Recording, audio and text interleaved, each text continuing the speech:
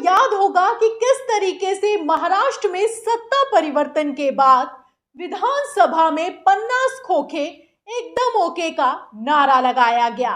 महाराष्ट्र में खेला करते समय पैसा पानी की तरह बहाया गया। रातों रात एकनाथ शिंदे विधायकों को लेकर उड़नछू हो गए। विधायकों को 5 स्टार होटल में ठहराया गया और तो और प्राइवेट एयरक्राफ्ट तक मुहैया कराया गया। तब तो कोई एक्शन नहीं हुआ। तब तो ना बीजेपी पे कोई एक्शन हुआ, ना एकनाथ शिंदे पर कोई एक्शन हुआ, ना ही सीबीआई एक्टिव हुई, ना ईडी एक्टिव हुई और ना ही चुनाव आयोग एक्टिव हुआ। लेकिन अब जब राहुल गांधी को मानहानि के केस में 2 साल की सजा सुना दी गई है तो आपको जानकर हैरानी होगी कि उद्धव ठाकरे, आदित्य ठाकरे और संजय राउत पर भी मानहानि का केस दर्ज हो चुका है। जी हाँ, महाराष्ट्र से इस समय चौंकाने वाली खबर निकलकर सामने आ रही है कि उद्धव ठाकरे, आदित्य ठाकरे और संजय राउत पर मानहानि का केस ठोका गया है। खबर देखिएगा हिंदुस्तान की, इसमें लिखा हुआ है कि उद्धव और आदित्य ठाकरे पर मानहानि वाली मुश्किल, संजय राउत भी तलब, 2000 करोड़ की डील का किया था दावा। तो संजय राउत ने अपने बयान में कहा था कि ये जो शिवसेना का नाम और तीर कमान उठाकर शिंदे गुट को दे दिया गया है चुनाव आयोग को की तरफ से, ये 2000 की डील के तहत किया गया है, ये एक बिजनेस के तहत किया गया है। इसी बयान को लेकर अब शिंदे गुट के नेता ने मानहानि का केस दायर किया है। और तो और आप देख सकते हैं कि उद्धव ठाकरे, आदित्य ठाकरे पर भी ये केस दायर किया गया है। और चौंकाने वाली खबर ये है कि हाई कोर्ट की तरफ से तीनों को एक साथ समन भी भेज दिया गया है। खबर देखिएगा, इसमें लिखा हुआ है कि आपराधिक मानहानि केस में कांग्रेस के पूर्व अध्यक्ष राहुल गांधी को 2 साल की सजा मिलने के बाद अब महाराष्ट्र के पूर्व सीएम उद्धव ठाकरे की भी मुश्किलें बढ़ती हुई नजर आ रही हैं। एकनाथ शिंदे गुट के शिवसेना सांसद राहुल रमेश शेवाले ने की ओर से दायर किए गए मानहानि मुकदमे में दिल्ली हाई कोर्ट ने उद्धव ठाकरे और उनके बेटे आदित्य ठाकरे और वरिष्ठ नेता संजय राउत को समन भेज दिया है। राउत ने आरोप लगाया था कि शिंदे गुट को धनुष और तीर कमान का निशान मिलने के पीछे 2000 करोड़ रुपए की डील की गई है। जस्टिस प्रतीक जालान ने सांसद की शिकायत पर सोशल मीडिया वेबसाइट को भी तलब किया है। मामले की अगली सुनवाई 17 अप्रैल को होगी। कोर्ट ने गूगल, ट्विटर, राउत और ठाकरे को 30 दिनों के भीतर लिखित जवाब देने को कहा है। तो आप देख सकते हैं कि अब किस तरीके से मानहानि पर मानहानि के केस निकलकर सामने आ रहे हैं। पहले तो एकनाथ शिंदे ने सावरकर कहने पर राहुल गांधी को चेतावनी दी कि तुम पर मानहानि कर देंगे, और अब आप देख सकते हैं कि उद्धव ठाकरे, आदित्य ठाकरे और संजय राउत पर मानहानि का केस कर दिया गया है। 2000 की डील हुई है, जो सिंबल दिया गया है, ये कहने पर ये मानहानि का दावा ठोका गया है। इसी के साथ आपको बता दें कि शिंदे गुट के वकील ने बड़ा खेला किया।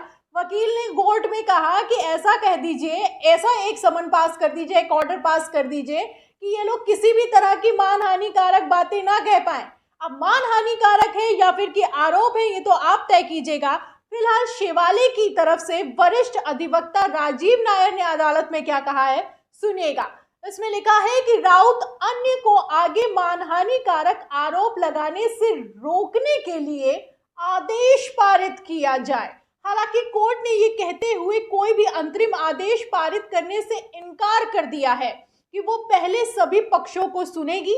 अदालत ने कहा कि ये सब राजनीतिक लड़ाई है। जहां तक संस्थानों की बात है, इन सब से निपटने के लिए चुनाव आयोग के कंधे काफी मजबूत हैं। अदालतों की तरह लोग अदालतों के बारे में तरह तरह की बातें करते हैं, तो मानहानिकारक किसी तरह की कोई बात ना कह सके, ये आदेश पारित करने के लिए कहा था। लेकिन कोर्ट ने कहा कि अभी हम सुनवाई करेंगे और सुनवाई के बाद तय करेंगे कि कौन गलत है कौन सही है।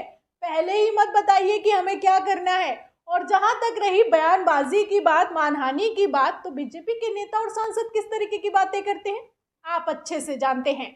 फिलहाल आपको बता दें कि कोर्ट ने आगे भी कहा है, कोर्ट ने कहा है कि अभी उसकी ओर से कोई टिप्पणी नहीं की जा रही है कि आरोप सही है या फिर कि गलत है।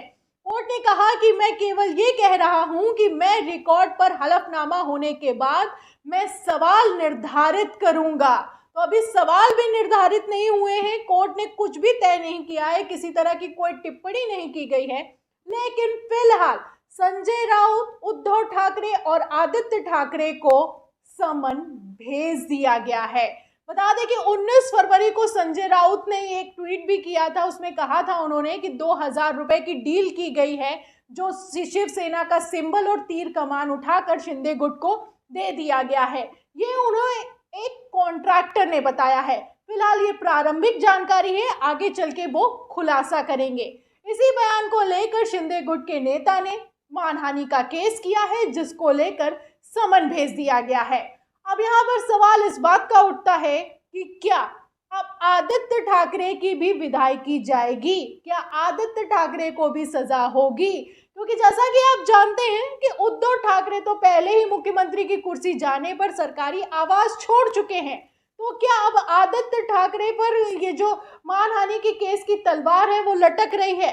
आपको बता दें कि ये उस समय ये मानहानि का केस निकलकर सामने आया है। चौंकाने वाली बात इसलिए है कि 2 महीने पहले ही आदित्य ठाकरे ने डायरेक्ट चैलेंज किया था एकनाथ शिंदे को। क्या कहा था आदित्य ठाकरे ने? देखिएगा खबर भास्कर की, इसमें लिखा है कि आदित्य ठाकरे की सीएम एकनाथ शिंदे को चुनौती। एमएलए ठाकरे बोले, वर्ली से मेरे खिलाफ चुनाव लड़ें, देखते हैं आप कैसे जीतते हैं। तो 2 महीने पहले ही आदित्य ठाकरे ने कहा था कि मैं इस्तीफा दे देता हूं और आ जाओ मैदान में, हम और आप चुनाव लड़ लेते हैं वर्ली से और देखते हैं कि कौन जीतता है। पहले ही शिवसेना कह रही है कि जनता का समर्थन उसके साथ है। ऐसे में चुनौती दी थी आदित्य ठाकरे ने। अब यहाँ पर जब विधायकी पर ही सवाल खड़ा हो जाएगा तो चुनौती देने की बात कहाँ से आएगी और चुनाव लड़ने की बात कहाँ से आएगी? सवाल तो फिलहाल इस बात का बनता है। तो अब यहाँ पर ऐसा लगने लगा है कि क्या विपक्ष को चुप कराने के लिए अब मानहानि एक नया हथियार बन चुका है? क्योंकि लगातार जैसा कि बीजेपी के सांसद नेता कैसी बातें करते हैं मंच में, रैली में, हम आपको कई बार बता चुके हैं। उन पर तो कभी कोई केस नहीं होता, कोई कार्रवाई नहीं होती। उल्टा आप देख सकते हैं कि जितनी जल्दी जेल जाते हैं उससे जल्दी बाहर आ जाते हैं।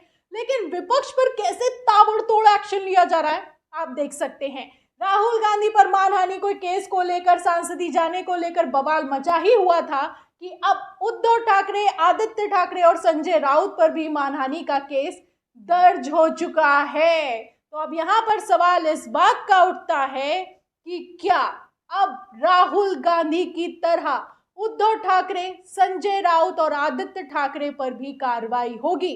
फिलहाल इस सवाल के जवाब में और इस पूरी खबर पर आपका क्या कहना है हमें कमेंट बॉक्स में जरूर लिखें। वीडियो को ज्यादा से ज्यादा शेयर करें, सब्सक्राइब बटन दबाएं, बेल आइकन दबाएं ताकि हर खबर की नोटिफिकेशन आप तक पहुंचती रहे। मैं प्रियंका, आप देख रहे थे ऑनलाइन न्यूज इंडिया। फिर मिलते हैं अगली खबर के साथ, तब तक के लिए धन्यवाद। इस खबर को अभी लाइक करें, शेयर करें, अभी चैनल को सब्सक्राइब करें और घंटी जरूर